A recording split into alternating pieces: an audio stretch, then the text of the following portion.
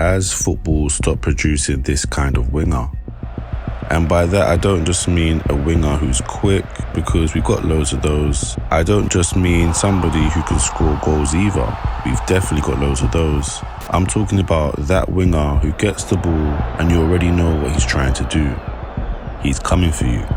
No recycling it backwards, sideways, no waiting for the overlap every single time, no taking 4 touches just to put the ball back where it came from. Give me the ball, let me face the fullback, and I'm going. And that used to feel like almost a requirement for top wingers. Ronaldinho, Neymar, Hazard, even Cristiano when he was younger. Now these are all different levels, different players, different styles. I'm not comparing their ability, I'm simply talking about the mentality. There was almost an arrogance to the position. And when you look at Kenan and Yildiz, you see little bits of that again.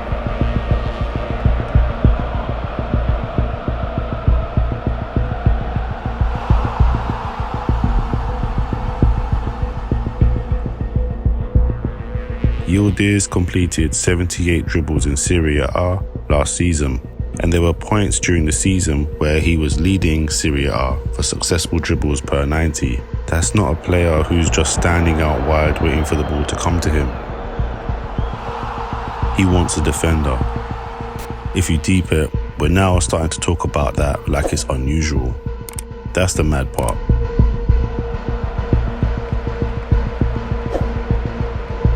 Go back 15 to 20 years and losing the ball was almost part of the job. Obviously nobody wanted to lose possession, but if you've got Ronaldinho isolated against a right back, you weren't screaming at him because he tried something. You wanted him to try it again. Same with Neymar, same with Hazard. The whole reason you gave him the ball was because they could turn a normal situation into something completely different. Modern football doesn't really work like that. The winger now has so much more responsibility. Where you stand matters. Where you press matters. Where you come inside matters. Lose the ball at the wrong moment and suddenly the whole structure behind you is exposed. So naturally, players become more efficient, more risk averse, more calculated, and probably better tactically. But sometimes I watch certain teams now and you can almost predict where the ball is going to be before it gets there. Receive, stop, defender sets himself, turn back, recycle. There's nothing necessarily wrong with that, but compare that with Yildiz. He'll receive it and immediately shift his body towards you. And he's not just a touchline winger either. He'll start left, come inside, pick it up between people, carry it through midfield, combine, and appear somewhere completely different. That's probably the modern version of the street winger, not somebody permanently stuck to the line. A player who just wants enough freedom to find somebody to attack. And Yildiz isn't the only one, because over at Ajax, Mika Godts was doing something very similar.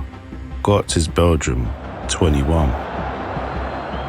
And if you watched Ajax last season, you know exactly what I'm talking about. This guy just attacks, and the numbers are actually ridiculous.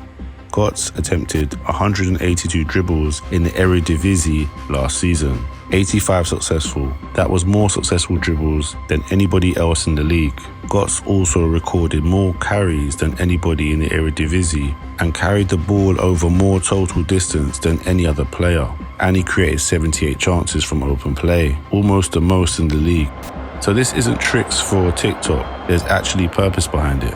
17 goals, 12 assists, 29 direct goal involvements. He won Ajax's Talent of the Year award and the Jordi Cruyff Talent of the Year award for Eredivisie. And PSG have now gone and bought him.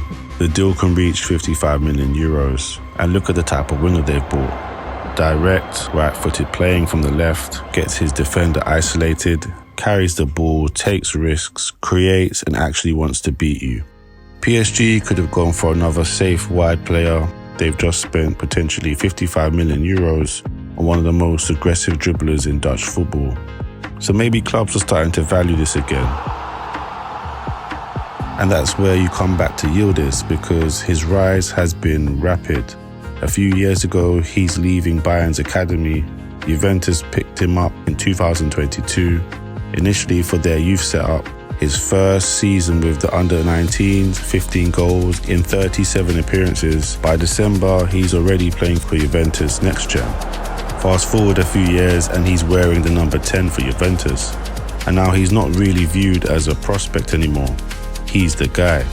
Last season in Serie A, he finished with 10 goals and 6 assists in 36 appearances, while completing those 78 dribbles. And Juventus know exactly what they've got. They extended him until 2030 early this year, but now Arsenal are lurking. Reports this week say Arsenal are exploring a move for Yildiz as they continue looking for another left-sided attacker. And you've even got reports of numbers around 100 million euros being discussed. Juventus aren't exactly welcoming it. Luciano Spalletti has basically pushed back against the idea of Yildiz leaving Juventus' position as him being untouchable, which isn't surprising, because where are you getting another one like Yildiz? When you play against teams that are sitting deep, sometimes the structure has done everything it can do. You've moved them, you've overloaded one side, you've switched it, you've created the isolation. Now somebody has to beat somebody. Something has to happen. That's it. There's no tactical diagram for the last bit. You need brilliance. And players like Yildiz can give you that. You can put 2 defenders near him, he'll still try to beat them. And because he's comfortable operating centrally, you're not buying a winger who's completely dependent on one side. And you're not buying a winger that is completely dependent on being isolated against a fullback. You're buying someone who can affect the game from different positions. City's a great team with great individuals. Godts is slightly different. He's much more naturally that direct left wing threat. But they're coming from the same place, the same worlds. Ball, defender, go. And clubs are paying serious money for it again. And this is where I think the bigger conversation is. Maybe football never stopped producing skillful players. That's clearly not true. Look at Neymar, look at Yildiz, look at Godts. There are ridiculous technicians everywhere. But maybe elite football stopped giving as many players permission to play like this. Think about what a young winger is being taught now compared with 20 years ago. He's learning pressing structures, built-up patterns, where to receive, how to position himself against different defensive blocks, when to attack, when to not attack. That's all good coaching, but somewhere in there you still need that type of player who doesn't care that the defender knows what's coming. Neymar used to receive it, and sometimes everybody in the stadium knew what he was about to do, including the defender, but they could not stop him. It's the mentality, it's the confidence.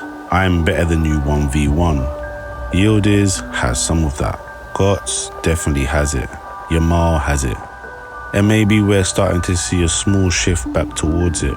Teams have become so organized now that structure alone sometimes isn't enough. Everybody knows how to press. Everybody understands compactness. Everybody has analysts breaking down patterns. Eventually, somebody has to break the pattern. And that's why I'd keep an eye on what happens with Yildiz. Not just because Arsenal might buy him. Juventus have him contracted till 2030 and clearly don't want to lose him. And there's a long way between interest and actual transfer. But Arsenal, even looking at this profile, says something. PSG signing Godts says something.